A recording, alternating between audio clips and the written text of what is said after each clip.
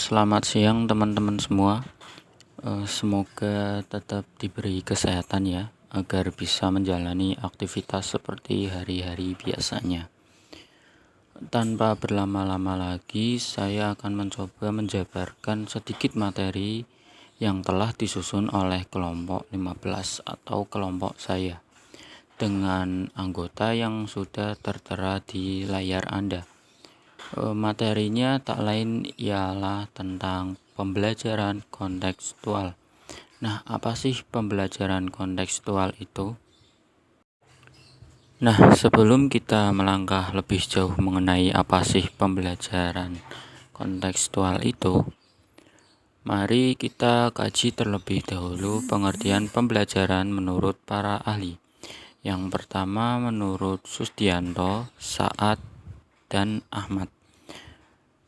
Menurut mereka, pembelajaran kontekstual adalah proses pembelajaran yang bertolak dari proses pengaktifan pengetahuan yang sudah ada, dalam arti bahwa apa yang akan dipelajari tidak terlepas dari pengetahuan yang sudah dipelajari, sehingga pengetahuan yang akan diperoleh siswa adalah pengetahuan yang utuh yang memiliki keterkaitan satu sama lain. Selanjutnya yaitu menurut Supriyono. Supriyono menjelaskan bahwa pembelajaran kontekstual atau contextual teaching and learning merupakan konsep yang membantu guru mengaitkan antara materi yang diajarkan dengan situasi dunia nyata dan mendorong siswa membuat hubungan antara pengetahuan yang dimilikinya dengan penerapannya dalam kehidupan mereka sebagai anggota keluarga dan masyarakat nantinya.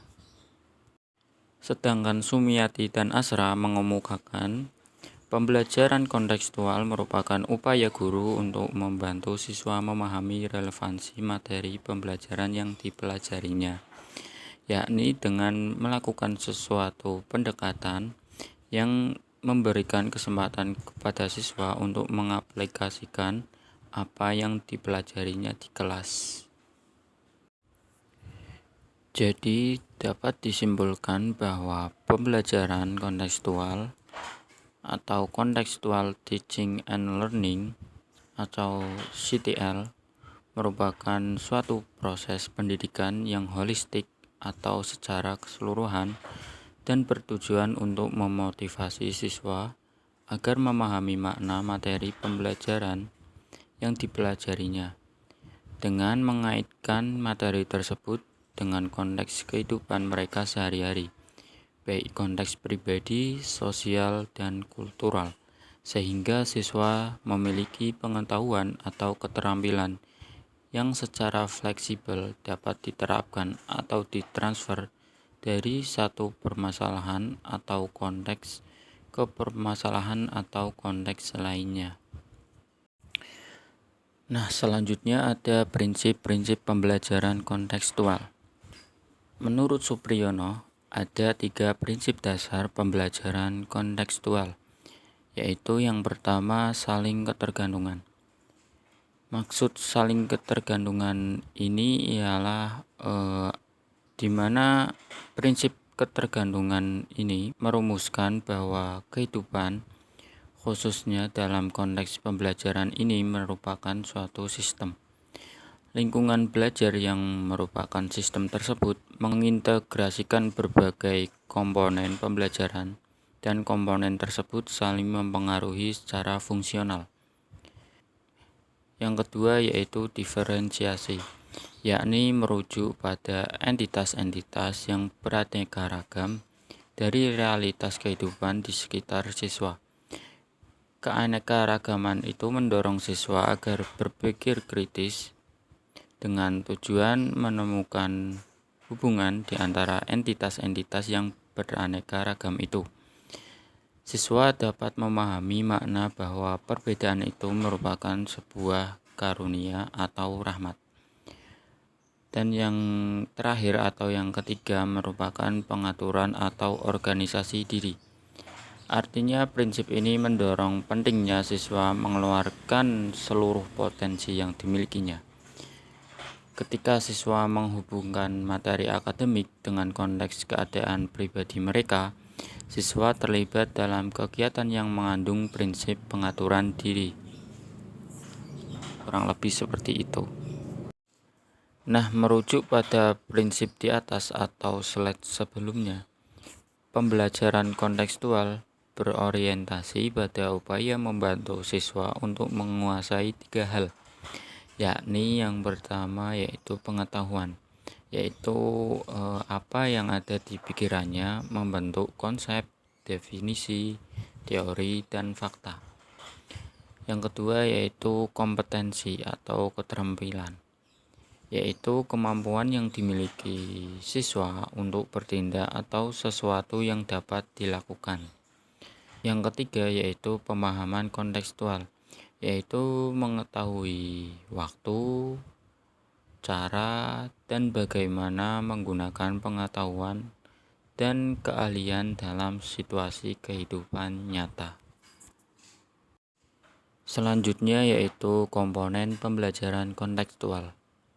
Dalam pembelajaran kontekstual, ada beberapa komponen utama agar pembelajaran bersifat efektif.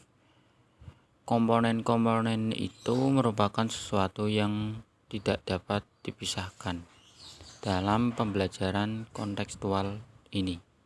Komponen yang dimaksud adalah konstruktivisme, yakni mengembangkan pemikiran siswa agar berjalan lebih bermakna dengan cara bekerja sendiri, menemukan sendiri, mengkonstruksi sendiri pengetahuan atau keterampilan barunya. Yang kedua yaitu bertanya, yakni mengembangkan sifat ingin tahu siswa dengan bertanya. Melalui proses bertanya, siswa akan mampu menjadi pemikir yang handal dan mandiri. Dalam sebuah pembelajaran yang produktif, kegiatan bertanya sebenarnya banyak manfaatnya. Yang pertama dapat menggali informasi, baik administrasi maupun akademik.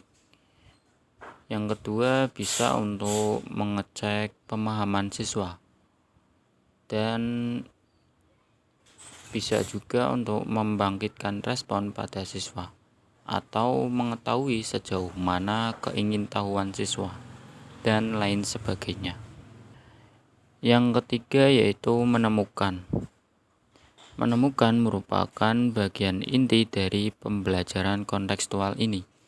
Pengetahuan dan keterampilan yang diperoleh oleh siswa diharapkan bukan hanya dari hasil mengingat saja atau dari mengingat seperangkat fakta-fakta, tetapi juga hasil dari menemukan sendiri. Itu lebih baik.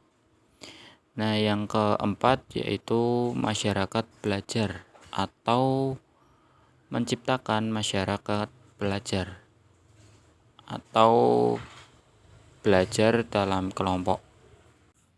Hasil belajar diperoleh dari sharing antar teman, antar kelompok, dan antara yang tahu ke yang belum tahu.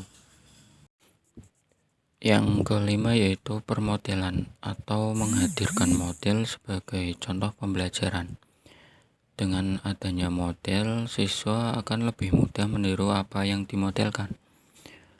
Pemodel tidak hanya orang lain, guru atau siswa yang lebih mahir dapat bertindak sebagai model.